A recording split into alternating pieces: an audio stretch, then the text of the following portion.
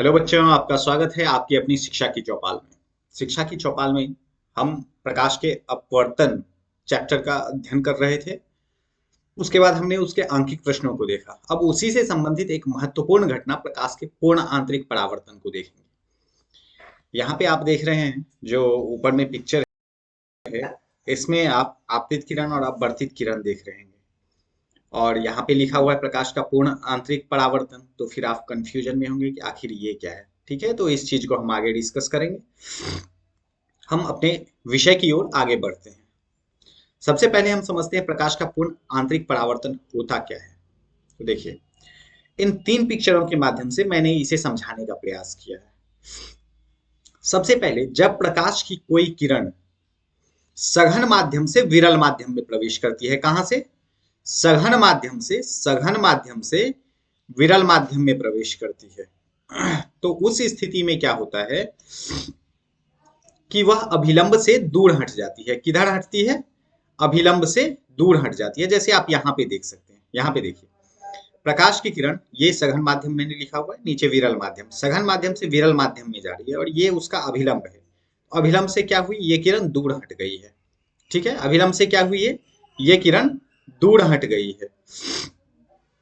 अब देखिए, अब अगर इसको हम क्या करें, इसका आपतन कोण बढ़ाते जाएं। ये क्या हुआ? ये इसका आपतन कोण हुआ ना, आप लोग पढ़े हैं। ये हो गया अपवर्तन कोण, आपतित किरण, आपतित किरण, और ये किरण हो गई अपवर्तित किरण। ये कौन सी किरण हो गई?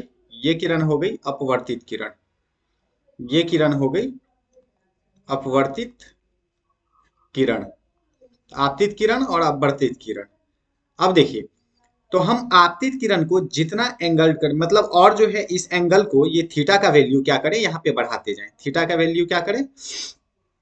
थीटा का वैल्यू को बढ़ाते जाएं।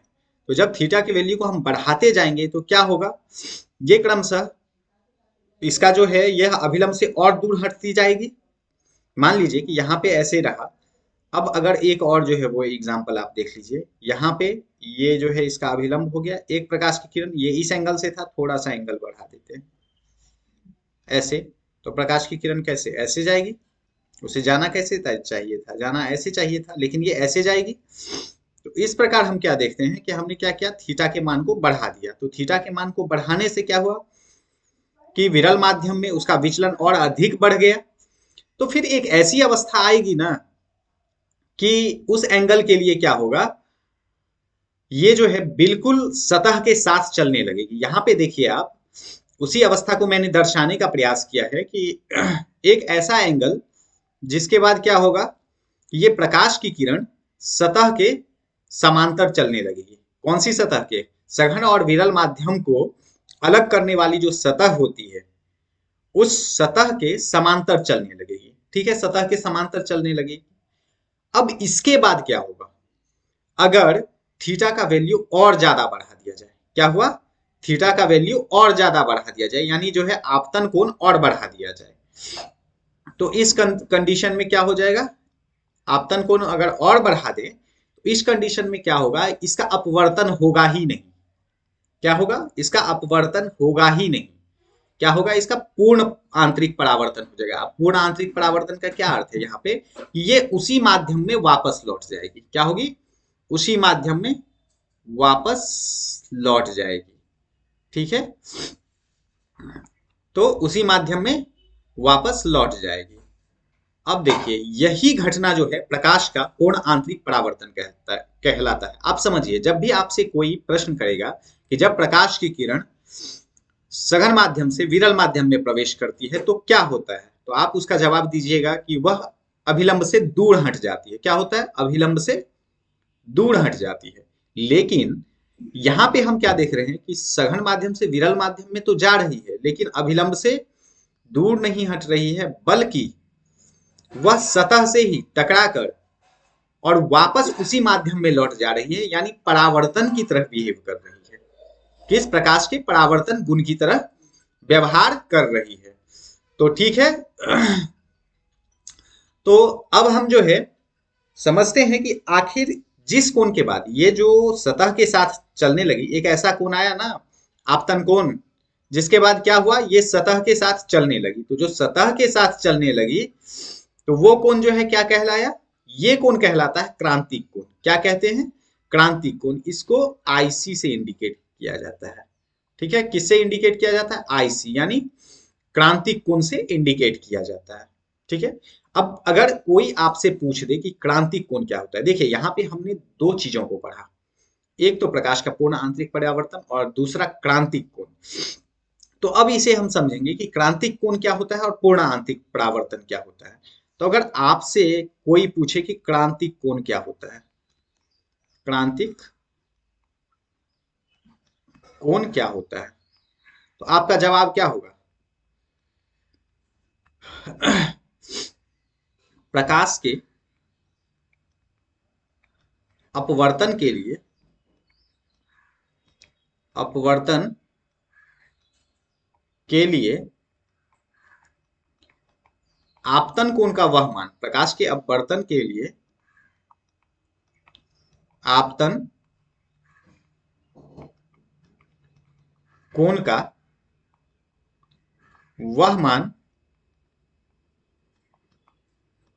वह मान जिस पर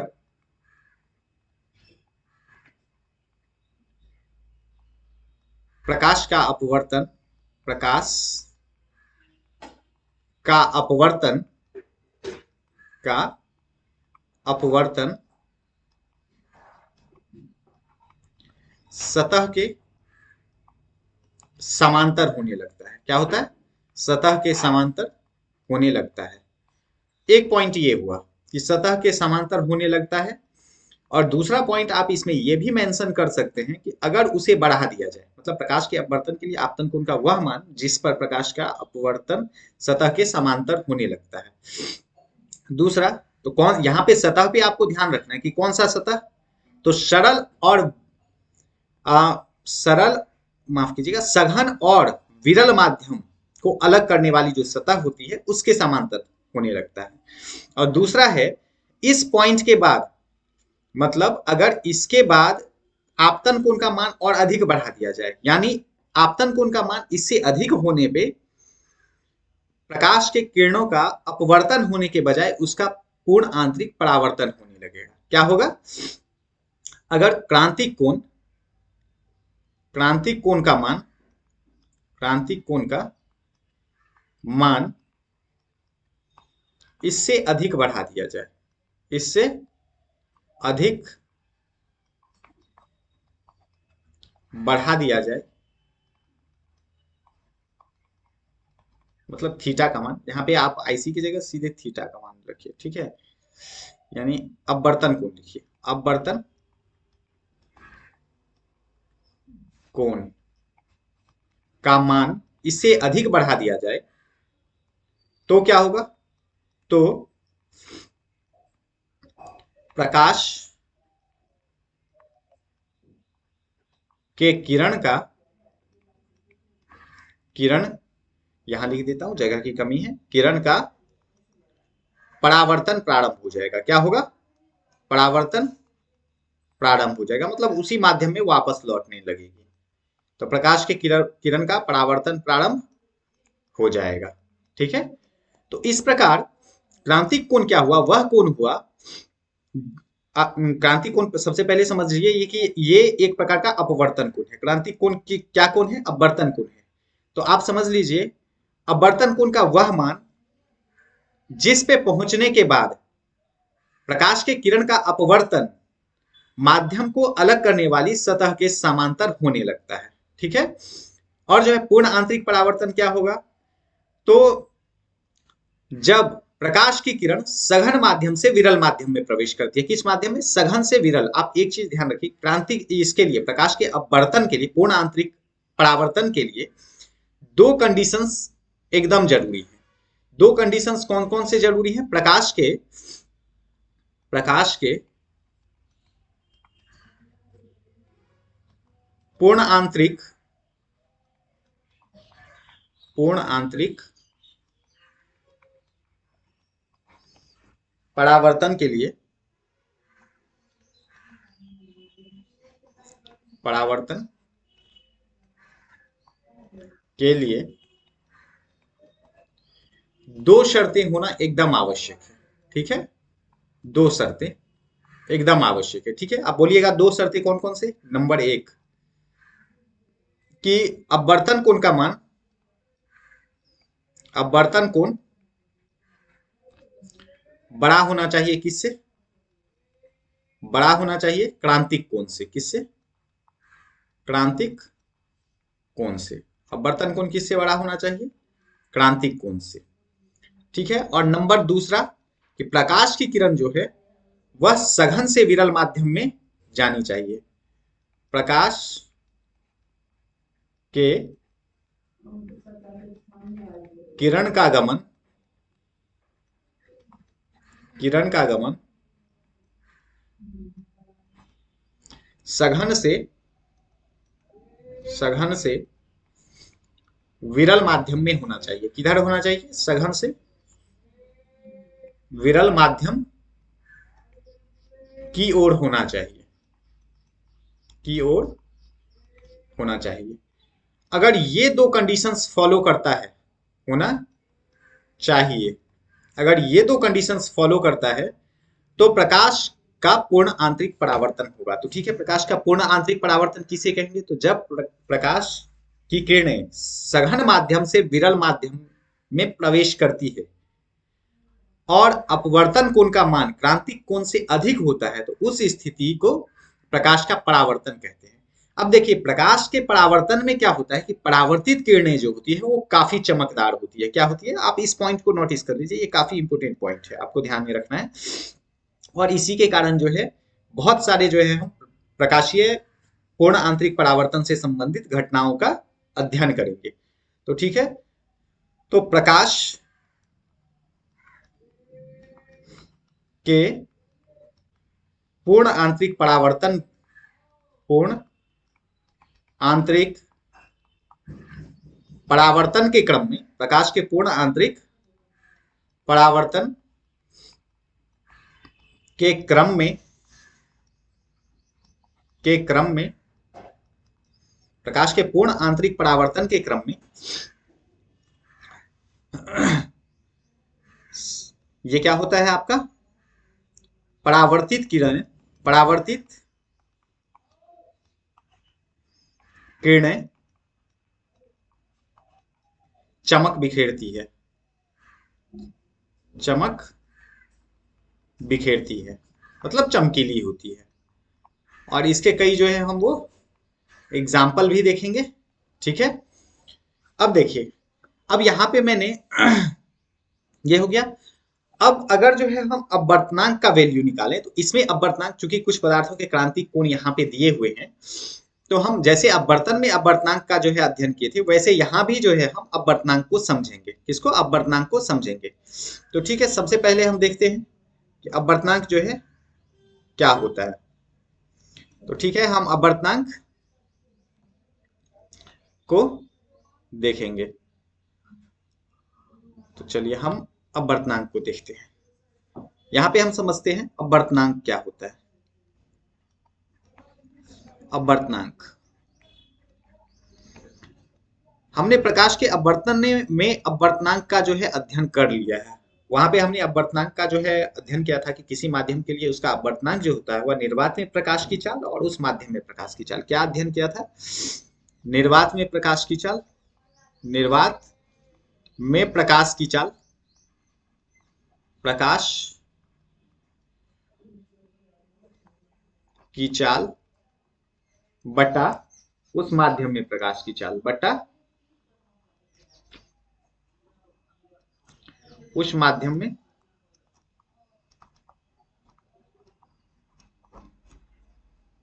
में प्रकाश की चाल। इसका हमने अध्ययन किया था कि निर्वात में प्रकाश की चाल बटा उस माध्यम में प्रकाश की चाल, या वर्तन में हमने अध्ययन किया था। अगर फॉर्मूला के दृष्टिकोण से देखें, म्यू को हम ऐसे इंडिकेट करते हैं अपवर्तनांक को म्यू से, तो यहाँ पे इसका फॉर्मूला होगा 1/μ is equal to 1/sin c। अब यहाँ पे c क्या है, c इज इक्वल टू क्रांतिक कोण। c क्या है, क्रांतिक कोण। और क्रांतिक कोण समझा दिया है कि जिस कोण के बाद मतलब अपवर्तन कोण का मान इससे अधिक होने पे, क्रांतिक कोण से अधिक होने पे उसका क्या होगा, पूर्ण आंतरिक परावर्तन होगा। पूर्ण आंतरिक परावर्तन कब होगा, जब अपवर्तन कोण का मान क्रांतिक कोण से अधिक हो। ठीक है, तो mu is equal to 1/sin c। आप याद रखिएगा, यहाँ पे c क्या है, c क्रांतिक कोण है। ठीक है, अब देखिए कुछ पदार्थों के क्रांतिक कोण दिए हुए हैं, जैसे पानी का 48.5 डिग्री, हीरा का 24.4, क्राउन कांच 41.1 डिग्री, फ्लिंट कांच 37.4 डिग्री। तो हम अब एक एक करके ये जो है क्रांतिक कोण का जो है मान दिया है, जिसका जो है क्रांतिक कोण जितना कम होगा उसमें क्या होगा, चमक की घटना उतनी ही जो है अधिक देखने को मिलेगी, क्योंकि बहुत कम जो है अपवर्तन कोण के बाद ही, मतलब 24.4 डिग्री पे जैसे ही पहुंचा, क्या होगा, उसका पूर्ण आंतरिक परावर्तन होगा, तो उसमें जो है चमक देखने को मिलेगी। पानी के लिए यही लगभग 2 गुना है।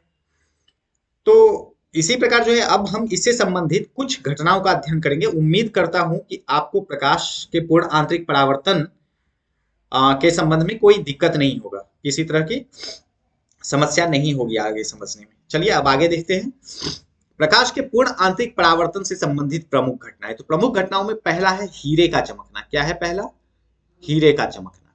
देखिए हीरा चमकता क्यों है, अगर हम एक कटे हुए हीरे की बात करें तो नंबर एक क्या होता है कि हीरे में प्रकाश की किरण प्रवेश करती है। क्या होता है, हीरे में प्रकाश की किरण जब प्रवेश करती है, प्रकाश की किरण प्रवेश करने के बाद, प्रवेश करने के बाद क्या होता है, उसका बार बार उसका जो है अपवर्तन होता है। क्या होता है, बार बार उसका अपवर्तन होता है। तो बार बार जो है अपवर्तन का अर्थ क्या है, मैंने यहाँ पे बताया था आपको, हीरे का जो है अपवर्तनांक कितना होता है, हीरे का जो है क्रांतिक कोण 24.4 डिग्री होता है। जैसे ही 24.4 डिग्री होता है तो हीरे के अंदर क्या होता है, हीरे के अंदर बार बार जो है सतह से गया, टकराया और जो है वो क्रांतिक कोण को प्राप्त किया, फिर जो है रिटर्न हुआ। यह घटना जो है क्रमिक रूप से कई बार होती है, और चूंकि जो है यह जो है जब बाहर निकलती है तो उसके लिए बहुत कम मार्ग होते हैं। तो चूंकि बार बार टकराती है और जो है वापस लौटती है, चूंकि हीरा जो है क्या होता है, पारदर्शी होता है, तो टकराती है और उसके बाद फिर जो परावर्तित किरण होगी वह चमकीली दिखाई देगी, फिर टकराएगी, परावर्तित किरण क्या होगी, चमकीली दिखाई देगी। तो इस प्रकार ये रिपीटेडली जो है क्या होता है कि प्रकाश की जो परावर्तित किरण प्राप्त होती है, मतलब पूर्ण आंतरिक परावर्तित किरण। क्योंकि होना क्या चाहिए कि जब प्रकाश की किरण टकराए तो वह जो है बाहर निकले और जो है अपने पथ से विचलित हो, क्योंकि ये तो पारदर्शी माध्यम है। लेकिन ऐसा होता नहीं है क्योंकि इसका एंगल बहुत कम है, और जैसे ही जो है अपवर्तन कोण का मान इससे इसके बराबर आया या इससे ज्यादा आया तो क्या होगा, उसका पूर्ण आंतरिक परावर्तन हो जाता है, टकराने के बाद वापस लौटी, पूर्ण आंतरिक परावर्तन हुआ, टकराने के बाद पूर्ण आंतरिक परावर्तन हुआ। तो जितनी बार पूर्ण आंतरिक परावर्तन हुआ, परावर्तित किरण क्या करेगी, चमक बिखेरेगी। तो इस प्रकार जो है चूंकि अनेक बार आंतरिक परावर्तनों के कारण, पूर्ण आंतरिक परावर्तनों के कारण यह क्या होता है, चमकीली दिखाई पड़ती है। ठीक है, तो पहला हुआ कि हीरे का चमकना। तो हीरे का चमकना किस घटना के कारण होता है, पूर्ण आंतरिक परावर्तन के कारण। चलिए अब अगला पॉइंट देखते हैं। अगला है रेगिस्तान में मृगमारीचिका की घटना। मृगमारीचिका आप समझ रहे हैं क्या होता है। देखिए होता क्या है कि सामान्यतः जब कभी आप जो है धूप वाले दिनों में, खास करके दोपहर के समय, अगर जो है रेगिस्तान में जाइएगा तो रेगिस्तान में क्या होता है कि आपको लगेगा कि आगे जो है जलाशय है, क्योंकि आपको जो है उसमें जो भी खासकर विशेषकर खजूर का पेड़, जो बड़े आकार का पेड़ होता है, उसकी क्या होगी, आपको छाया देखने को मिलेगी। क्या होगी, छाया देखने को मिलेगी। तो आप माफ कीजिएगा, छाया नहीं, प्रतिबिंब देखने को मिलेगी। तो जब प्रतिबिंब देखने को मिलेगी तो आप अनुमान लगाएंगे प्रतिबिंब दिख रहा है, इसका अर्थ वहां पे पानी है, और पानी है तो फिर अगर आपको प्यास लगी है तो आप पानी की तलाश में वहां जाएंगे, लेकिन वास्तव में वहां पे कुछ नहीं होगा, बालू ही मिलेगा। तो इस घटना को मृग मारीचिका कहा जाता है। अब मृग मारीचिका क्यों कहा जाता है, क्योंकि आप लोग को पता होगा कि मृग के नाभि में कस्तूरी होता है, जिसकी गंध उसे जो है लगातार मिलती रहती है, लेकिन मृग क्या करता है, उस गंध को ढूंढने के लिए इधर उधर ढूंढता रहता है। तो चूंकि इन दोनों घटनाओं में सिमिलरिटी है, समानता है, इसलिए इसे मृगमरीचिका नाम दिया गया है। अब ऐसा होता क्यों है, हम इस चीज को समझते हैं। ठीक है, ऐसा क्यों होता है? तो देखिए, मान लीजिए कि ये एक खजूर का पेड़ है। ठीक है, क्या है? खजूर का पेड़ है। ठीक है, अब ये रेगिस्तान में है और यहां पे एक व्यक्ति है। यहां पे क्या है? एक व्यक्ति है। यहां एक व्यक्ति है। अब इस तक, और दोपहर का समय है, गर्मी है। ठीक है, गर्मी है, तो यहां पे रेगिस्तान है। अब बालू का जो सतह रहेगा वो काफी गर्म होगा। गर्म होगा तो यहाँ की हवा क्या होगी? यहाँ की हवा ठंडी होगी, सॉरी गर्म होगी, सतह की हवा। और जैसे जैसे जो है ऊपर जाया जाएगा तो क्या होगा? हवा सघन जो है होती जाएगी। क्या होगी? सघन होती जाएगी। अब मान लीजिए कि इसके किसी पॉइंट से प्रकाश की किरण आ रही है। इस पॉइंट से मानिए प्रकाश की किरण आ रही है, तो वो क्या होगा कि जब इस पॉइंट पे पड़ेगी तो इसका क्या होगा? विचलन होगा। किधर होगा? इस पॉइंट पे इसका विचलन ऐसे होगा। ठीक है, मतलब ऐसे होगा। फिर जब यहां पे मान लीजिए इस पॉइंट पे भी, इस पॉइंट पे इसका विचलन जो है ऐसे होगा। फिर एक पॉइंट आएगा, इसी प्रकार से जो है इसका क्या होगा? विचलन होता जाएगा। क्या होगा? विचलन हर पॉइंट पे होता जाएगा। अब एक पॉइंट ऐसा आएगा जिसके बाद ये वैल्यू, ये जो क्रांतिक कोण की प्राप्ति हो जाएगी। क्या हो जाएगी? क्रांतिक कोण की प्राप्ति हो जाएगी। तो क्रांतिक कोण की प्राप्ति होने का अर्थ क्या हो गया कि अब जो है सतह के साथ चलने लगेगी।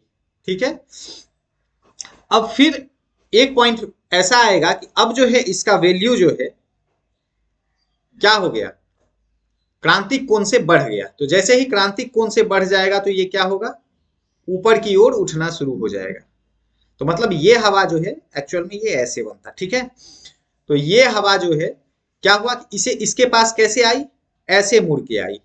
अब देखिए, प्रकाश भले आपके पास कहीं से भी और किसी भी तरह मुड़ के आए, लेकिन उसको देखने की अनुभूति जो होगी वह आपको कैसे होगी? तो जिस मार्ग में प्रकाश आ रही है उसी मार्ग में होगी। यानी ये पॉइंट आपको कहां पे दिखाई देगा? ये पॉइंट आपको इस पॉइंट पे दिखाई देगा। यानी आपको ठीक ये उल्टा दिखाई देगा। ये क्या होगा? ये उल्टा दिखाई देगा। ठीक है, ये आपको उल्टा दिखाई देगा इस प्रकार। तो हम क्या देखें कि अब जैसे ही ये दिखाई देगा तो आप तो सामान्यतः देखने के आदी हैं कि अगर पानी रहेगा तभी जो है प्रतिबिंब बनेगा, लेकिन बिना पानी के यहाँ पे प्रतिबिंब बन रहा है, तो आप दिमाग लगाएंगे कि वहां पे पानी होगा इसलिए प्रतिबिंब बना होगा और आप पानी की तलाश में वहां तक जा सकते हैं। तो ये घटना जो है काफी घातक है, क्योंकि रेगिस्तान में कभी कभी इस प्रकार से कोई अन्य जीव जंतु या जो है मनुष्य भी पानी की खोज में भटकता रह जाता है। तो वो उम्मीद करता हूं कि मृगमरीचिका की घटना आपको समझ में आ गई होगी। तो मृगमरीचिका क्या है? तो यह जो है प्रकाश के पूर्ण आंतरिक परावर्तन के कारण जो है यह होता है। और होता क्या है कि गर्मी के दिनों में जब जो है खासकर दोपहर के समय में बालू काफी तप्त रहती है, तो नीचे की हवा जो है वह विरल और ऊपर की हवा सघन होती है। तो और प्रकाश खजूर के पेड़ से प्रकाश की किरण जो व्यक्ति के आंख तक पहुंचती है, तो उसका विभिन्न परतों पर, वायु की विभिन्न परतों पर क्या होता है? विचलन होता है। चूंकि वो ऐसे निकलती है तो उसका क्या होता है? विभिन्न परतों पर विचलन होता है। और जब विभिन्न परतों पर विचलन होता है तो उसके कारण क्या होता है? उसके कारण एक ऐसी स्थिति आती है कि अपवर्तन कोण का मान क्रांतिक कोण से बढ़ जाता है। क्या होता है? एक ऐसी स्थिति आती है जब अपवर्तन कोण का मान क्रांतिक कोण से बढ़ जाता है और उसे जो है मतलब व्यक्ति को खजूर का प्रतिबिंब जमीन की सतह पर बना हुआ दिखाई देता है, जो उसे लगता है कि वहां पानी है और इसलिए जो है खजूर का प्रतिबिंब बन रहा है। तो इसे जो है आप और आप ये सोच रहे हैं कि ठीक है प्रतिबिंब तो जो है बन गया, लेकिन पानी का जो है कैसे जो है अनुभूति होता है, तो उसका कारण है पूर्ण आंतरिक परावर्तन। मैंने आपको बताया कि पूर्ण आंतरिक परावर्तन जो है बहुत तेज जो है उसमें परावर्तित किरणें काफी चमक बिखेरती है और वही चमक उसे पानी की अनुभूति कराती है। तो यहाँ पे आप 2-3 पॉइंट याद रखें। नंबर 1 पॉइंट क्या कि दोपहर के समय क्या होता है, बालू गर्म होता है, बालू काफी गर्म होता है। ठीक है, दोपहर के समय बालू गर्म हुआ, उसके बाद क्या हुआ, जब बालू गर्म होगा तो क्या होगा, आ, नीचे की हवा मतलब सतह के समीप वाली हवा, समीप वाली हवा गर्म होगी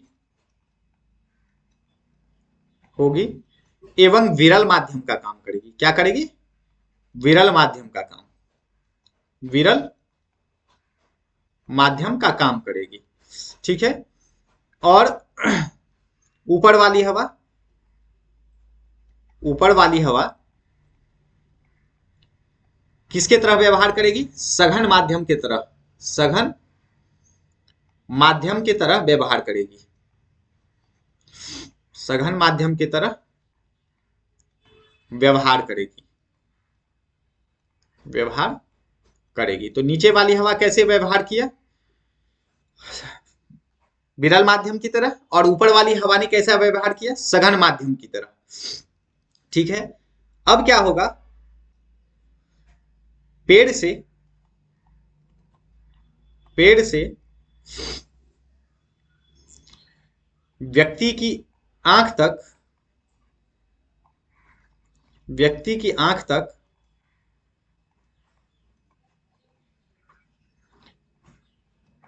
प्रकाश की किरणों का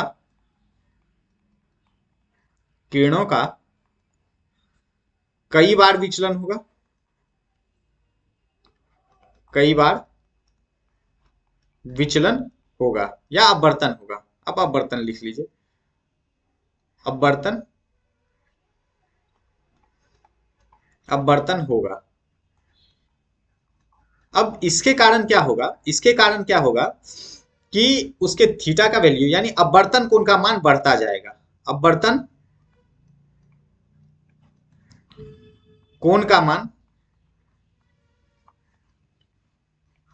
कोण का मान बढ़ता जाएगा। अपवर्तन कोण का मान क्या हुआ, बढ़ता जाएगा। तो ठीक है, जब अपवर्तन कोण का मान बढ़ता जाएगा तो क्या होगा, एक पॉइंट आएगा जहां क्रांतिक कोण से बड़ा हो जाएगा, क्रांतिक कोण से बड़ा हो जाएगा, और तब क्या होगा, उसका पूर्ण आंतरिक परावर्तन। क्या होगा, पूर्ण आंतरिक परावर्तन। और जब पूर्ण आंतरिक परावर्तन होगा तो वो क्या होगा, उसकी जो है छाया बनती हुई प्रतीत होगी, क्योंकि आंख को जो है सीधे मतलब प्रकाश की दिशा में देखने की आदत होती है, प्रकाश किधर से आया उससे मतलब नहीं है, प्रकाश जिधर से आया उसी सीध में वह देखेगी, और जिसके कारण उसकी छाया नीचे की ओर बनेगी। ठीक है, तो इस प्रकार जो है मृगमारीचिका संबंधी घटना का निर्माण होता है। अब अगले प्रश्न की ओर आते हैं। अगला प्रश्न है,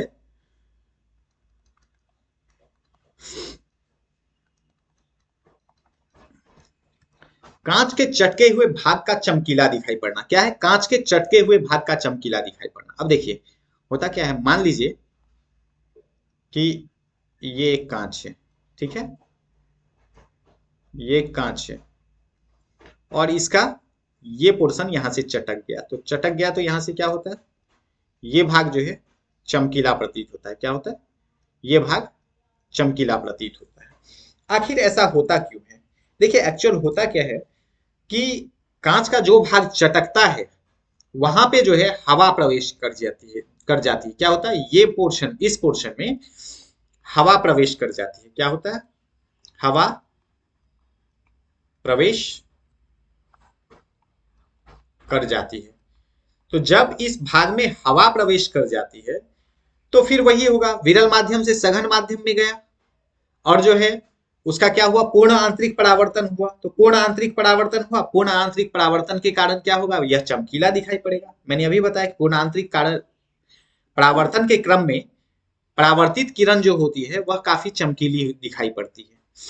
तो ये जो है कांच क्या हो गया, कांच कौन सा माध्यम हो गया, कांच हो गया, कांच सघन माध्यम। हवा कौन सा माध्यम होगा, विरल माध्यम। तो एक शर्त की तो पूर्ति करता है ये पूर्ण आंतरिक परावर्तन के लिए कि सघन माध्यम से विरल माध्यम में जाना चाहिए, और दूसरा क्रांतिक कोण का मान अगर जैसे ही बड़ा हुआ तो ये क्या हुआ, क्रांतिक कोण बड़ा होगा किससे, सॉरी, क्रांतिक कोण से बड़ा होगा अपवर्तन कोण। अपवर्तन कोण जैसे ही बड़ा हुआ क्रांतिक कोण से, तो ये क्या हुआ, प्रकाश का पूर्ण आंतरिक परावर्तन होगा और परावर्तित किरण क्या होगी, हमें चमकीली दिखाई पड़ेगी। ठीक है, अब अगले प्रश्न की ओर आते हैं। अगला है एस्फाल्टी सड़क पर पानी दिखाई देना। एस्फाल्टी सड़क, आप लोग सड़क पे साइकिल चलाते होंगे, एस्फाल्टी मतलब पिच वाली सड़क। ठीक है, तो पिच वाली सड़क जो होती है, आप साइकिल चलाते होंगे या कभी गाड़ी पे ही बैठ के गए होंगे या पैदल जैसे भी यात्रा कर रहे हैं, तो उस क्रम में कई बार दोपहर के समय विशेषकर आपको दिखाई देता होगा कि आगे पानी है, लेकिन जब आप उस स्थान पे पहुंचते हैं तो आपको कुछ दिखाई नहीं पड़ता है। जानते हैं इसका प्रमुख कारण क्या है, इसका प्रमुख कारण यही है, प्रकाश का पूर्ण आंतरिक परावर्तन। तो आप बोलिएगा यहाँ पे पूर्ण आंतरिक परावर्तन कैसे होता है, तो मैंने आपको बताया कि यह घटना ज्यादातर दोपहर के समय ही आपको देखने को मिलेगी। तो दोपहर के समय क्या होगा, दोपहर के समय जो एस्फाल्टी मतलब ये सड़क है, सड़क की समीप वाली वायु क्या हो जाएगी, समीप वाली वायु गर्म हो जाएगी, समीप की वायु, समीप की वायु गर्म, और क्या होगा, ऊपर वाली वायु, ऊपर वाली वायु ठंडी। मतलब इसके तुलना में ठंडी तो नहीं होगी, मतलब इसके तुलना में ठंडी होगी। ठीक है, कम गर्म आप लिख लीजिए, कम गर्म होगी। तो ये जो है सघन माध्यम की तरह व्यवहार करेगा। ये कौन सा माध्यम हो गया, ये हो गया सघन माध्यम, सघन माध्यम। और ये व्यवहार करेगा विरल माध्यम की तरह। किस प्रकार, विरल माध्यम की तरह। तो अब जब प्रकाश की किरण ऊपर वाली परत से नीचे वाली परत की ओर आएगी तो वो क्या होगा, हर पॉइंट पे जो है अभिलंब से दूर हटेगी, हर पॉइंट पे अभिलंब से थोड़ा थोड़ा दूर हटती जाएगी, अभिलंब से थोड़ा थोड़ा दूर हटती जाएगी। फिर एक पॉइंट आएगा जब जो है क्या होगा, अब देखिए ये क्या हो, जैसे जैसे दूर हट रही है तो ये जो है अपवर्तन कोण का मान भी तो बढ़ता जा रहा है ना, एक पॉइंट में वो क्रांतिक कोण से अधिक हो जाएगा। अब क्या होगा, अब ये जो है इस प्रकार जो है व्यवहार करने लगेगी। ठीक है, अब अगर हम देख रहे हैं तो हमको यहां से जो है हम देख रहे हैं तो हमें क्या होगा, ये जो है अब परावर्तन कोण इस पॉइंट पे दिखाई देगा। तो जब परावर्तन कोण यहां देख रहा है तो ये देखने में क्या काफी चमकीली प्रतीत होगी, और जिसके कारण हमें क्या होगा, जल का आभास होगा। क्या होगा, जल का आभास। वास्तव में वो क्या होता है कि पिच की चमक होती है, मतलब एस्फाल्टी सड़क जो है उसमें जो पिच होती है उसकी जो है चमक होती है, जिसे आप पिच कहने का अर्थ यहाँ पे है, आप इसे जो है समझ लीजिए अलकतरा। क्या होता है, अलकतरा। ठीक है, चलिए अब आगे की ओर बढ़ते हैं। अगला है पानी में रखी परख नली का चमकीला दिखाई पड़ना। देखिए अगर जल में कोई परख नली रखी हुई है, ठीक है, सबका एक ही तरह से जो है आप वो कर सकते हैं, पूर्ण आंतरिक परावर्तन पे ही आधारित है, तो आप उसी एंगल से सोचिए। अब जल में परख नली रखी हुई है तो जल में परख नली में क्या होगा कि परख नली में जो है परख नली में हवा भरा हुआ है, परख नली में क्या है, हवा भरा हुआ है। मान लीजिए जल है और जल में क्या है, परख नली रखी हुई है, परख नली रखी हुई है, परख नली में क्या है, परख नली में हवा भरा हुआ है, हवा भरा हुआ है। तो ये क्या होगा, जैसे ही ये सघन से विरल माध्यम में जाएगी तो फिर उसी तरह का व्यवहार करेगी और वही सब जो है क्राइटेरिया फॉलो होगा, जिसके कारण क्या होगा, ये भी चमकीली दिखाई पड़ेगी। उतना अधिक एक्सप्लेन करने का जरूरत नहीं है, क्योंकि जो है उम्मीद करता हूं कि पीछे आप ठीक से समझ गए होंगे। अब अगला प्रश्न है, अंटार्कटिका प्रदेश में जहाज उल्टे क्यों दिखाई पड़ते हैं। अब आप बोलिएगा पीछे बोले एक्सप्लेन करने की जरूरत नहीं है, और फिर एक और क्वेश्चन दे दिए। ये थोड़ा इंटरेस्टिंग था इसलिए मैंने डाल दिया, मुझे इंटरेस्टिंग लगा। देखिए अंटार्कटिका प्रदेश में क्या होता है, काफी धुंध होता है, कोहरा होता है। तो उस क्रम में क्या होता है कि नीचे का जो मतलब जैसे ही आपको जहाज, ये देखिए अंटार्कटिका प्रदेश में ये समुद्र है, समुद्र है, और आप क्या है इसके तट पे खड़े हैं, आप क्या है इसके तट पे खड़े हैं। आप जो है एक जहाज को देख रहे हैं, जहाज यहां पे आ रही है, ठीक है, जहाज यहां पे आ रही है, ये है जहाज। जब आप इसको देखेंगे तो होता क्या है कि चूंकि यहाँ पे नीचे सघन माध्यम और ऊपर विरल माध्यम होता है, क्या होता है, नीचे सघन और ऊपर विरल माध्यम होता है, तो आपके पास जो प्रकाश की किरण पहुंचेगी वो किस प्रकार पहुंचेगी, आपके पास इस प्रकार पहुंचेगी। देखिए यहां से प्रकाश की किरण निकली, यहाँ ये क्या होगा, अभिलंब से, अब ये इस पे जो है इस सतह पे, सॉरी ऐसे अभिलंब हुआ, यहाँ पे प्रकाश की किरण पहुंची, इस सतह पे आप जो है अभिलंब खींचिएगा, ठीक है।